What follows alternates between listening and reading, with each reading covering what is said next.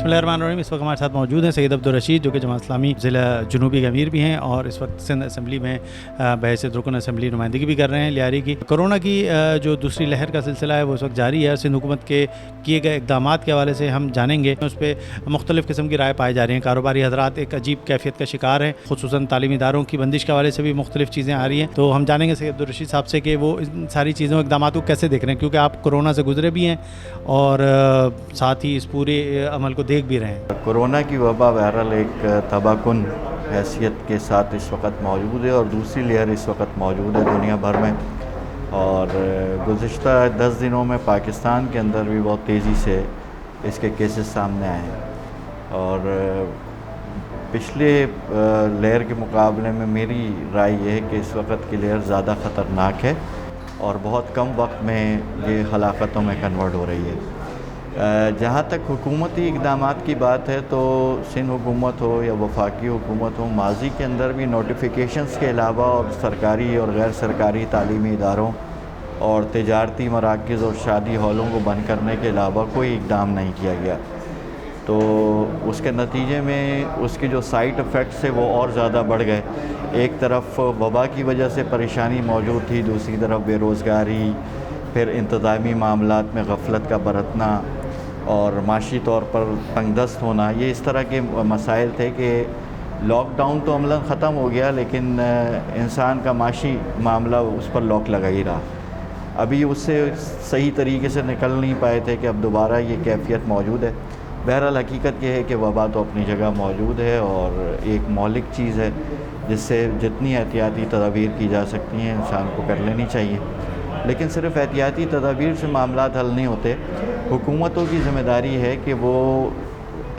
صحت کی وہ ساری ریسورسز اور سہولیات سرکاری ہاسپیٹلز کے ساتھ گراس روٹ لیول پر یعنی دروازے تک پہنچانے کا کوئی انتظام کریں. ہمارے یہاں قانون سازی کر دی گئی اور قانون سازی کے بعد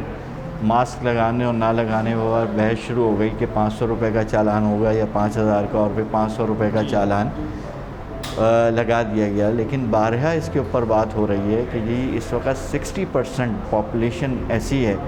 کہ جو 10 روپے کا ماسک بھی روز نہیں خرید سکتی, تو وہ 500 روپے کا چالان کیسے دے گی. تو ہم اپنے قوانین بھی خود بناتے ہیں اور ان قوانین کی دھجیاں بھی خود اڑاتے ہیں. تو میرا یہ خیال ہے کہ حکومت کی جانب سے کوئی سنجیدہ اقدام نہیں کیا جا رہا. باقی رہ گئی بات کہ پرائیویٹ سیکٹرز پہ لوگ کر رہے تھے, امداد کا کام بھی کر رہے تھے اور حالات اس طرح کی اس وقت موجود ہیں. وفاق نے تعلیمی اداروں اسکولوں کو خصوصاً بند کرنے کا اعلان کر دیا ہے کہ 25 نومبر سے 25 دسمبر تک بند رہیں گے, پھر 25 دسمبر کے بعد 5 جنوری تک ونٹر ویکیشنز رہیں گی. تو عملاً اسکول اس وقت تک تو یہ بات واضح ہے کہ 5 جنوری تک تعلیمی درسگاہیں بند ہوں گی. اور لاک ڈاؤن والا معاملہ یہ ہے کہ 10 بجے کے بعد اب وہ 8 بجے اور 8 بجے کے بعد 6 بجے. اور میرا یہ خیال ہے کہ نیکسٹ ویک میں یہ مکمل لاک ڈاؤن کی طرف جو ہے وہ شہر کم از کم چلا جائے گا. تو اس سارے حوالے سے کیونکہ بہرحال پبلک سے بھی میں یہ کہوں گا کہ اپنے حفاظتی اقدامات اور تیاریوں کو ملحوظ خاطر رکھیں, اور حکومت سے میں بہرحال یہ اپیل بھی اور مطالبہ بھی کروں گا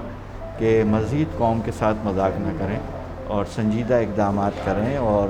دوسرا یہ کہ یہ اگر لاک ڈاؤن کر رہے ہیں اور اس طرف بڑھنا ہے تو پھر انسانوں کی زندگی کے لیے ان کی خوراک, ان کی پانی, ان کی بجلی, گیس, اس کا اہتمام کم از کم واضح طور پر ڈیزائن کر کے دے دیا جائے. اچھا, تعلیمی اداروں کے والے سے تو آپ کو انداز ہو گیا وہ فروری میں بند ہوئے تھے اور اب یہ 2 مہینے کے لیے کھلے اور یہ مزید اب جنوری تک جائے گا. تو یہ کم و بیش یہ سال تو پورا ہی اس طرح سے نکل گیا. تو یہ جو تعلیمی لاسز ہو رہے ہیں اس کے جو اثرات آنے والے پڑھنے ہیں اس کے لیے کیا چیز ہو سکتی ہے. دوسرا یہ کہ جو عوام کے لیے ہم چاہیں گے, کیونکہ آپ خود بھی اس تکلیف دہ عمل سے بیچ میں گزرے, اللہ تعالیٰ نے آپ کو صحت دی, آپ کے اہل خانہ کو. اس میں دیکھیں میرا یہ خیال ہے کہ ایک تو کرونا کے مرض کے دوران کا ٹائم پیریڈ ہوتا ہے, وہ جو چیز ہوتی ہے بہت واضح ہوتی ہے, اس کے لیے علاج معالجہ بھی ہو رہا ہوتا ہے. لیکن اس کے سائیڈ ایفیکٹس بہت خطرناک ہیں, یعنی وزن کے گھٹنے سے لے کر کے اور انسان کا اسٹیمنا ختم ہونے تک. تو میں تو کووڈ سے نکل گیا ہوں, لیکن میں یہ سمجھتا ہوں کہ میری عمر میں ان 15 دنوں کے آئسولیشن نے 15 سال کا اضافہ کر دیا. تو اس لیے میں کہتا ہوں کہ جی احتیاط جتنی کی جا سکتی ہیں اس کو پہلے کر لینا چاہیے. اور نقصان سے بہتر احتیاط ہے، تو احتیاط کر لیں تو بہت ساری چیزوں سے ہم محفوظ رہیں گے۔ دوسری چیز میرا خیال ہے کہ اب کچھ نہ کچھ بہرحال اویئرنیس آ گئی ہے، لوگوں کے اندر کچھ سمجھنا شروع کیا ہے، لیکن لوگوں کی مجبوریاں اور مسائل اس طرح کے ہیں کہ سمجھنے کے باوجود بھی وہ نہیں کر سکتے۔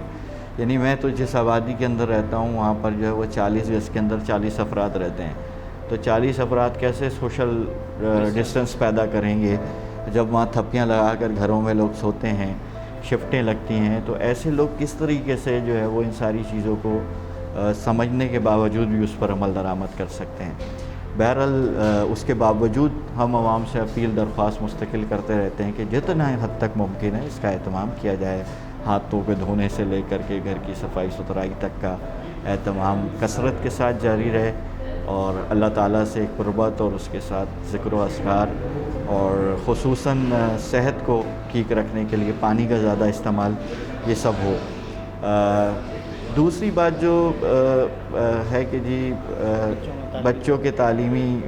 نظام اور اس کے سال کی بربادی یا اس کے نقصان اور حرج، اس کا جو الٹرنیٹ بھی جو نکالا گیا ہے کہ جی آن لائن کلاسز ہوں گی اور فلاں ہوں گی اور یہ ہوں گی، جس شہر کے اندر بجلی نہ ہو وہ آن لائن کلاسز کیسے ہوں گی؟ کتنے لوگوں کے پاس اسمارٹ فون ہیں، کتنے لوگوں کے پاس جو ہے وہ لیپ ٹاپ ہے، انٹرنیٹ ہے، کمپیوٹر ایسیسریز ہیں۔ میرا یہ خیال ہے کہ یہ اس وقت 40% لوگ ہوں گے جب ملا جلا کر کے جن کے پاس ہیں، 60% لوگ تو ایسے ہیں کہ جو ان چیزوں سے محروم ہیں۔ اچھا، جن کے پاس یہ چیزیں موجود ہیں تو بجلی نہیں موجود ہے، تو میرا نہیں خیال کہ یہ الٹرنیٹ کے طور پر ایک فروٹفل کوئی آئیڈیا ہے، یا آپ کہہ لیں کہ جی آپ متبادل کے طور پر اس کو دیکھ سکتے ہیں۔ میرا یہ خیال ہے کہ حکومت کو جن چیزوں سے واسطہ تھا، یعنی دنیا کے مختلف ممالک نے ایسے کلاس رومز تیار کر لیے کہ جس کے اندر سوشل ڈسٹنس کے ساتھ اور بچوں کو کورڈ میں رکھ کر کے وہ تعلیم دے رہے تھے۔ میرا خیال ہے کہ براہ راست تعلیم کا الٹرنیٹ آن لائن تعلیم نہیں ہوتی ہے، تو اس کی ٹائم ڈیوریشن کو چینج کر لینا چاہیے۔ 4-5 گھنٹے کے اسکول کو آپ 2 گھنٹے 1.5 گھنٹے پر لے جائیں، شفٹوں میں اسکولوں کو لگائیں۔ میرا خیال ہے کہ کچھ نہ کچھ ترتیب بنا کے لوگوں کا کہنا ہے کہ بازار کھلے ہیں، شادیوں کی اجازت ہے، جلسے ہو رہے ہیں، تو جو بنیادی طور پر جن والدین کو 1 سال اس عمل سے گزرنا، اصل میں اس کی جو بڑی دلیل پیش کی جاتی ہے کہ جی بچے جو ہوتے ہیں خصوصاً پرائمری آپ کہہ لیں کہ جو وہ ریکٹ کا کام کر رہے ہوتے ہیں، اس میں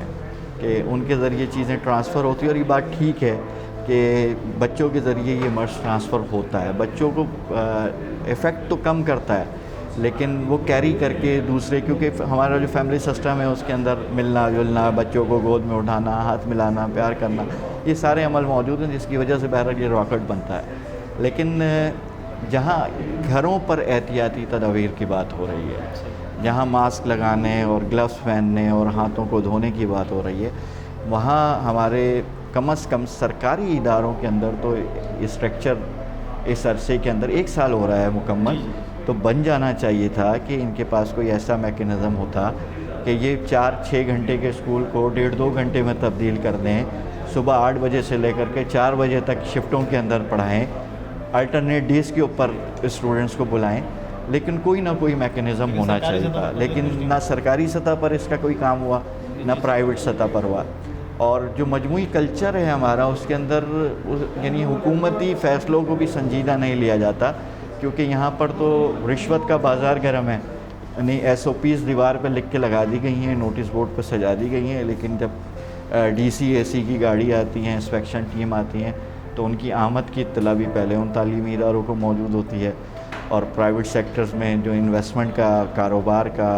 جو پورا ایک نظام موجود ہے اس نے سب چیزوں کو تباہ کر دیا۔ یعنی میں آپ کو بتاؤں کہ سرکاری اسکولوں کی صورتحال یہ ہے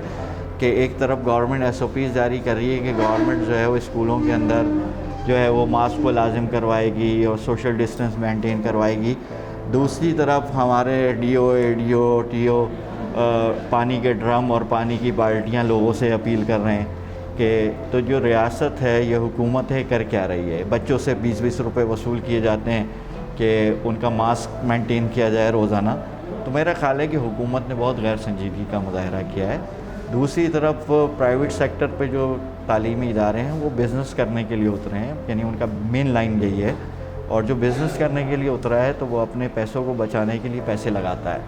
تو وہ اپنے انسانی جان اس کے لیے ہاں، تو نہیں میرا خیال ہے کہ اس وقت وہ مذاق خیز بن گئی ہے۔